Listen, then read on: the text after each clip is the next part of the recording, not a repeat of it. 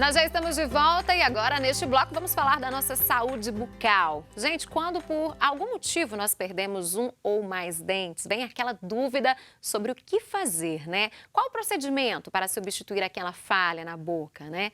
A prótese e o implante dentário, né, esses dois são os mais indicados por especialista no assunto. Mas muitas pessoas ainda não sabem a diferença entre um e outro procedimento, né? Bom, entre as principais diferenças estão aí a colocação, manutenção, cuidados diários de higiene também. Mas para a gente entender melhor sobre este tema, nós estamos recebendo aqui no programa o cirurgião dentista Adriano Rafael. Adriano, bom dia. Que bom que você aceitou o nosso convite para falar de um assunto tão interessante. Bem-vindo. Bom dia, Síria. É um prazer estar aqui. Então, as pessoas ainda têm muitas dúvidas, né? Quando a gente fala em prótese, implante dentário, ainda confunde muita cabeça, né? Sim, é um tema bem interessante, porque as pessoas realmente têm dúvida. Não é ainda um hábito cotidiano das pessoas ter uma boa higiene com os dentes, ter um cuidado, né, o devido cuidado. Mesmo com tanta informação? Mesmo com tanta informação. Isso a gente pode até falar de estatística, você vê, um índice muito elevado ainda da perda de dentes na população, sim, principalmente a população brasileira, vamos dizer assim. Nós temos muitos dentistas, né? A quantidade de dentistas é o suficiente para atender toda a população, mas infelizmente ainda o número é bem elevado com relação à perda de dentes. E aí, quando ocorre essa perda dos dentes, né, às vezes as pessoas ficam desesperadas em quais as opções elas têm, né, para fazer esse processo de reabilitação. E aí alguns especialistas indicam, né, prótese, implante dentário. Eu queria que você falasse um pouco das diferenças entre esses procedimentos, Adriano. Então, quando a gente fala de substituição de dentes perdidos, nós temos duas modalidades de tratamento. Uhum. A mais indicada são as próteses sobre implantes mesmo. Por quê? Porque a prótese sobre implante, ela substitui a raiz que foi perdida. O implante, na verdade, ele serve para substituir a raiz, ele é colocado no osso. No osso. Tá? Então, quer dizer, você perdeu aquela raiz, a raiz sustenta a coroa do dente. Então, a hora que você perde, você coloca o implante. Então, é a melhor maneira de substituir um dente que foi perdido, porque você alcança ali em cerca de 99,9% de eficiência na mastigação, porque aquele implante é exatamente similar a uma raiz que estava ali no local onde o dente foi perdido. Uhum. E existem outras opções também de prótese para substituir um dente perdido, mas aí já não é a mesma eficiência de um implante que foi colocado no osso. Um exemplo desses são as próteses removíveis, que aí são próteses que a pessoa coloca e ela remove para poder fazer a higienização. Uhum. Também são próteses que são bastante utilizadas e elas servem para substituir dentes que foram perdidos.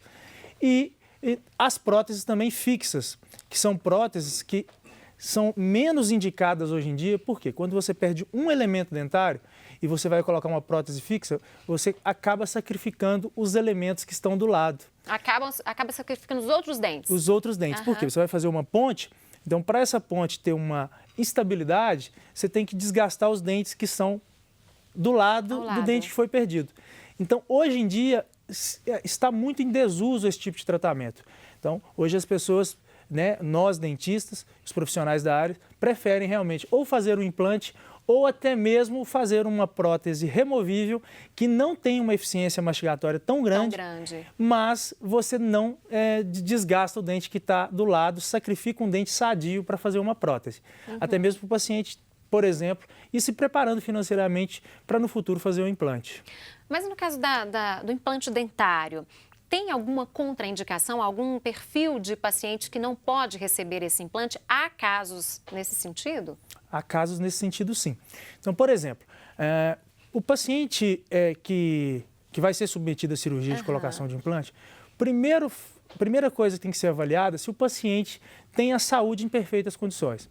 O paciente, por exemplo, que tem diabetes e ele é descompensado, não é o paciente diabético compensado, é aquele que toma insulina e a glicose está numa condição normal, então ele pode sim fazer uma cirurgia, não tem problema nenhum. Mas um paciente, por exemplo, que tem a glicose alterada, ele não pode ser submetido à cirurgia de implante, porque a glicose alterada pode dificultar a cicatrização e possivelmente pode vir a perder o implante no futuro. Uhum. Um paciente, por exemplo, que tem problema de coagulação no sangue, aquele paciente que tem dificuldade de coagular Então, ele deve ser acompanhado por um médico para poder fazer o procedimento cirúrgico também.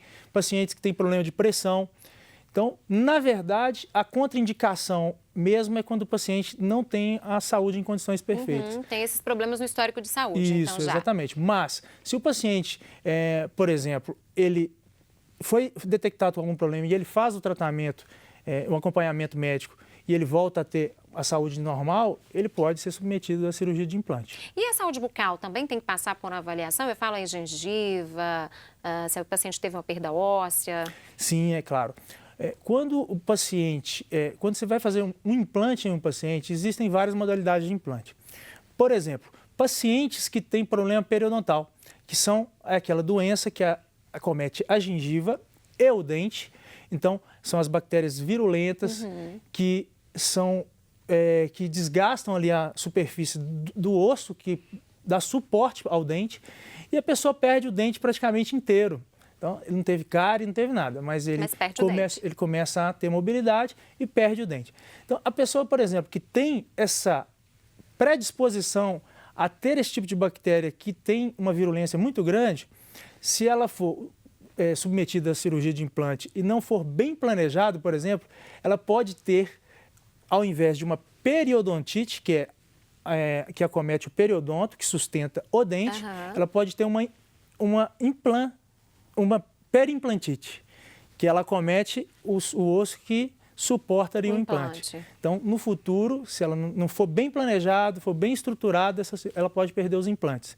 Não foi porque teve rejeição, foi porque a mesma bactéria que causa virulência no periodonto vai causar também no periodonto que suporta o implante também. Bem, então é preciso um estudo individual de cada caso e um acompanhamento mais de perto nesse tipo de paciente. O paciente que vai ser submetido é feita uma análise clínica, exames de imagem, exames mesmo de sangue para poder ser feito. E, é claro, um risco cirúrgico. Também. O médico deve liberar para ser feito o procedimento cirúrgico. Então, é feita toda uma avaliação para antes de submeter o paciente ao implante, porque às vezes, se não for feito com cautela, ele pode vir a ter problemas mesmo no futuro. Aquele paciente que teve perda óssea, é possível fazer um enxerto antes e depois colocar um implante dentário? É possível. Existem hoje várias modalidades de enxerto. Por exemplo, o paciente perdeu um dente e ficou durante muito tempo sem esse dente. O osso ele precisa de ser estimulado, né? Como qualquer parte do corpo, músculo, por exemplo. Se não existir estímulo nele, ele vai havendo uma reabsorção. Então o osso fica fino e aí às vezes ele perde altura e perde também largura. E o implante ele tem uma largura mínima e tem uma altura mínima para ter estabilidade na boca do paciente. Então quando o paciente perde essa altura, é necessário às vezes fazer um enxerto. E aí é utilizado osso de dentro da boca do paciente ou de algumas áreas do corpo, crista ilíaca, por exemplo, é utilizado para poder... Os mais indicados são os ossos que são do corpo da pessoa, que aí você tem uma menor reabsorção, mas hoje em dia existem ossos sintéticos que são perfeitamente indicados para fazer esse tipo de enxerto. Então você consegue fazer um levantamento de altura e aumento de largura também com biomateriais, são chamados biomateriais, que são ossos sintéticos, que vão dar condições para depois você conseguir colocar o implante. Ou seja, no início da sua fala agora em relação a esse tema, você falou que dependendo do tempo que o paciente já tenha perdido o dente. Então, o ideal é que quando ele perca algum dente, que ele já faça esse implante o quanto antes. É isso mesmo. O ideal é que quanto mais cedo você substituir um dente que foi perdido, menos trauma vai acontecer na boca. Porque quando você perde um dente, além de você perder o osso, né, aquele osso que está ali em volta do dente, você perde os dentes do lado também ocorre a movimentação, porque se você perder um dente aqui, os dentes há uma migração dos dentes. O dente que está em oclusão, que é o dente, por exemplo, oponente, o oposto, ele também vai ocorrer uma migração.